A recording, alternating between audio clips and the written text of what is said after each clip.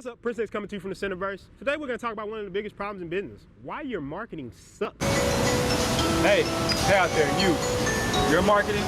Fucking trash, bro. It's fucking trash. It sucks. It's terrible. It's disgusting. Like, not only that, I'm not just going to tell you your marketing sucks. I'm going to tell you what you actually can do about it on the Massive Action Movement Show. That's what we're here to do. Take action.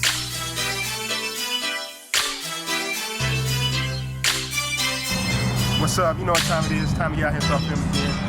Really excited about today. I don't love this episode, though. How to get your marketing right? Everybody wants to know that, right? So a lot of times, marketing is just not that good. It sucks. As a matter of fact, it's terrible. And I'm not gonna lie to you, in the past, my marketing has been terrible. But I'm gonna talk about what I found, why this happens, why the marketing is terrible, and what you can really do about it. Because look, the first reason is most people define good marketing completely wrong. They think it's a good website, an impressive package, some type of excellently produced video, but none of this really makes good marketing. To me, what I define good marketing as is anything that encourages somebody to take some type of action. So that's sign up, join your movement, buy your product, come to your seminar, attend your class, whatever you want people to do. If your marketing doesn't make people do it, it's not good marketing. Simple as that. So what I'm gonna talk about in this video is how you can start making your marketing better. And I'm gonna talk about the real factors that stop you from having good marketing. And I'm gonna talk about the biggest reason that people don't have good marketing, and that's emotional versus logical marketing. Oh.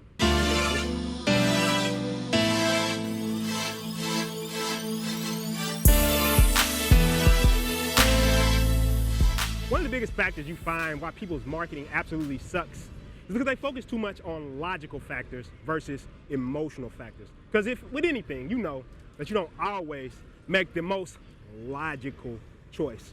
And this comes from a very simple reason. There's actually three parts of the brain. It's called the triune brain system. So the three parts of the brain are the reptilian brain, you have the limbic brain, and you also have the neocortex.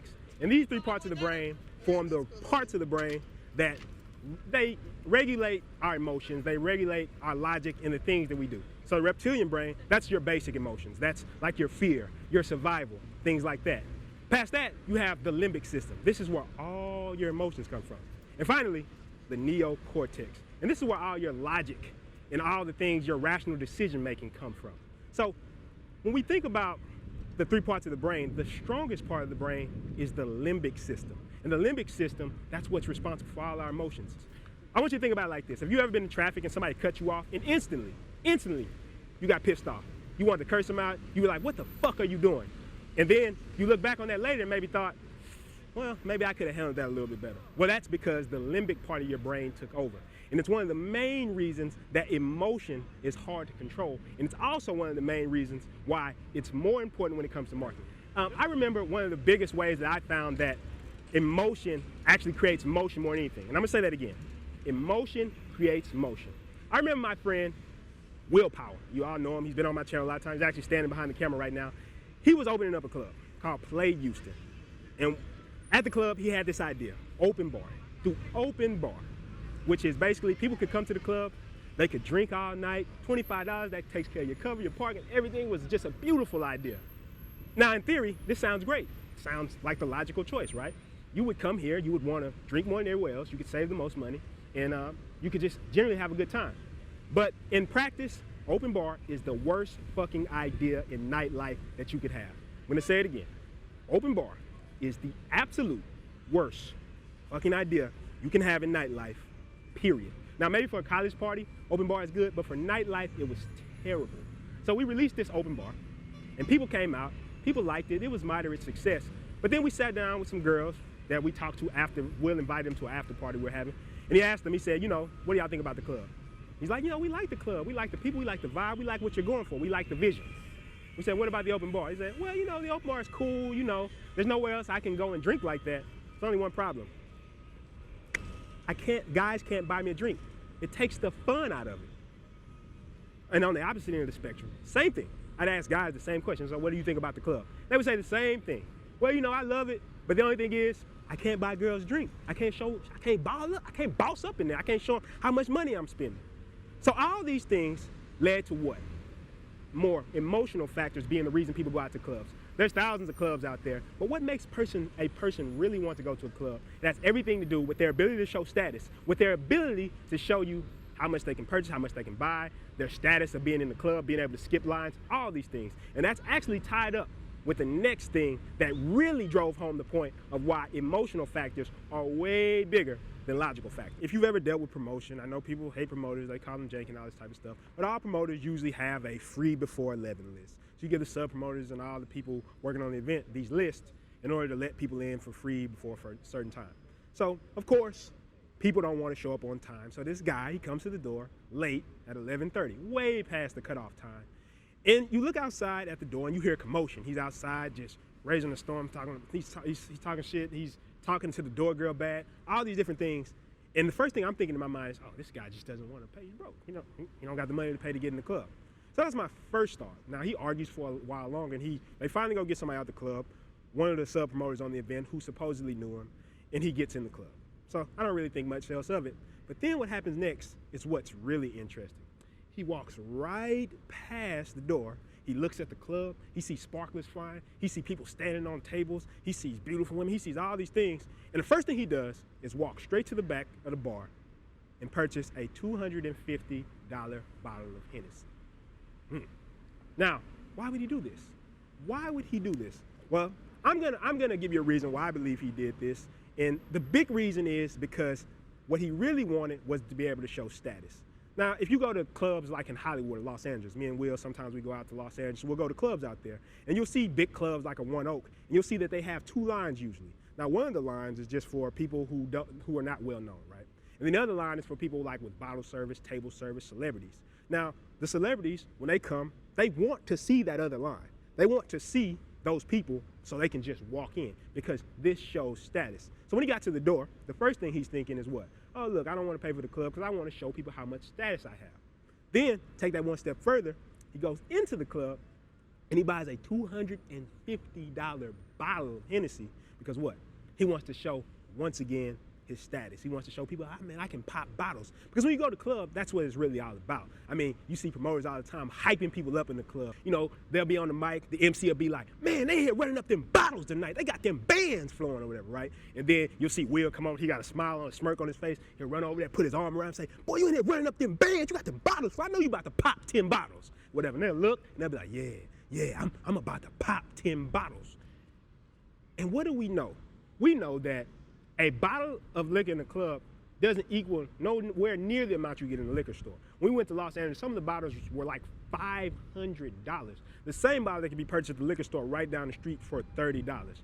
Now, I think you can agree, it's not very logical, but people still do it because why? People want to show the type of status they have.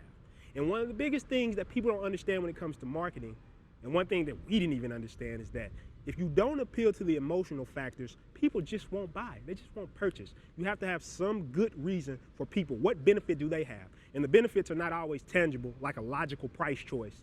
And sometimes they're more emotional, or they want to satisfy a need for something else besides logical factors. So the last thing I want to talk about is a concept that I kind of came across recently, and that's attraction versus pursuit.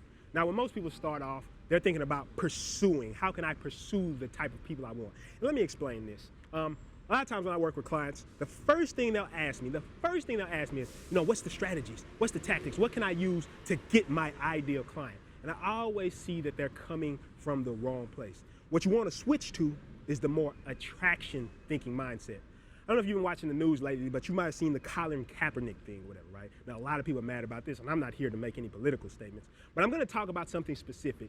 When he chose not to stand for the national anthem, a lot of people got mad at him. A lot of people spoke out talking about, you know what? He should support the troops. He shouldn't be talking like that. He should show more respect. And then, on the opposite end of the spectrum, there were a lot of people who were saying like, hey, you know what? He's standing up for something he believes in. I support him 100%. But what does this really show? It shows that one of the things that most people worry about when they start marketing is being too vanilla, worrying too much about what everybody's gonna think. When really, you shouldn't give a fuck what people think. Because think about it like this. Yeah, true, there's people who are saying, oh yeah, Colin Kaepernick, he's wrong for this. But at the same time, there's a whole group of people who love what they're doing, love what he's doing. And if you look at that, if he tried to keep that message vanilla, then he wouldn't be able to appeal to a large base because it would be just something that, oh yeah, well, everybody does that. Another example they used was when LeBron James and they got on stage, they talked about the same thing, but it didn't create much impact because it wasn't that polarizing. It wasn't the thing that was gonna attract the right type of person. When you think about attraction versus pursuit, you're not looking to pursue a certain type of person, you're looking to put out an energy or put out a message that's gonna attract the type of people that you really want. To illustrate this point further, I'm gonna deliver a message to you 2 different ways, and I just want you to feel the difference. So this is the first one. You know what? Fuck education.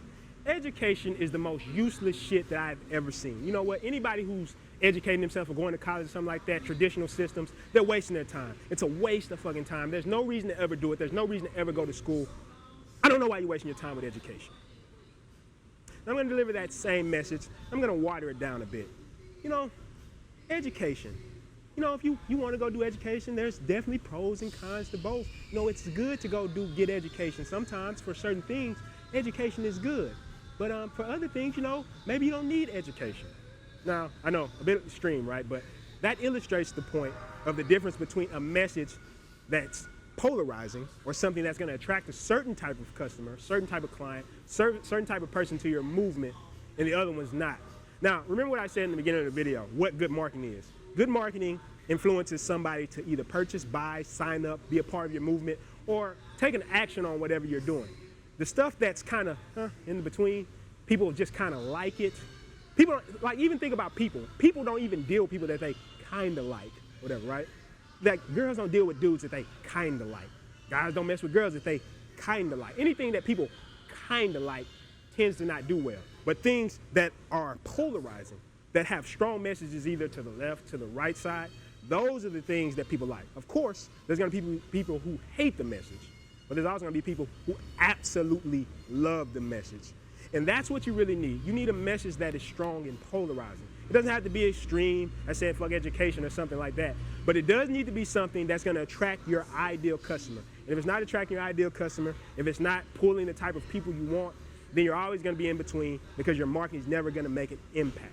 Another big reason is because people tend to market scared. People are scared to put a message out there that's really gonna maybe upset some people or lose some people. You see people all the time, they say, you know, I don't wanna put myself out there. I don't really wanna say things like that. I don't wanna put my message out there like that because some people might not like it. But I'll tell you something, those people who might not like it, they were never gonna buy something from you anyway. So you might as well focus on the people who do like it. So one of the biggest things, last thing I wanna talk about is the psychological drives. The psychological drives are drives that come up that are the reasons, basic human desires of why we do the things we do. Things like acceptance, things for power, adventure, freedom. So to wrap this up, I want you to think about emotional factors more than logical factors. I want you to remember, emotion creates motion. I'm gonna say it again. Emotion creates motion.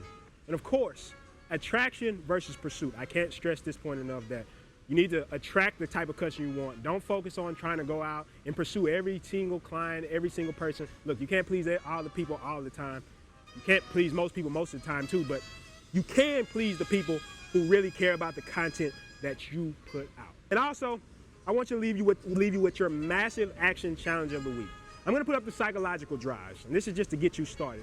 And I want you to pick 2 or 3 of them, things that you could use to help your business. I want you to select 2 or 3, and for each of them, I want you to give 2 or 3 examples of how it can help your business. And I don't want you to water down your messages out. How you truly feel. You're trying to attract the type of energy and the type of lifestyle you want around you. You're not trying to make something that you're gonna hate, that you're gonna regret, or you're not gonna feel like it's authentic to you.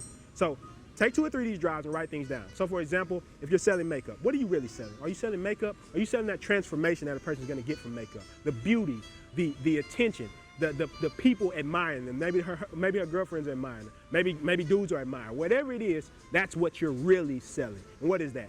If you see on psychological, that's things like romance. That's things like sex, adventure, right? Take something like promotion, like I talked about earlier with it. What are you really selling? You're selling status, you're selling power, you're selling things like this, things that are psychological drives that we all want. What about something like entrepreneurship? What are you selling? You're selling freedom. You're selling adventure, stepping outside your comfort zone, pushing new limits. All these things are things that people psychologically want to do. So I want you to take those things, leave a comment below. telling me how you've decided to use these things in your business. Now I respond to the comments, even give you a critique about what I think or how powerful I think that message is. And of course, like and subscribe for more. Hit that subscribe button. Join the massive action movement. Become a massive action taker. Don't be a massive action talker. And of course, let's get this massive action movement started. Massive action movement!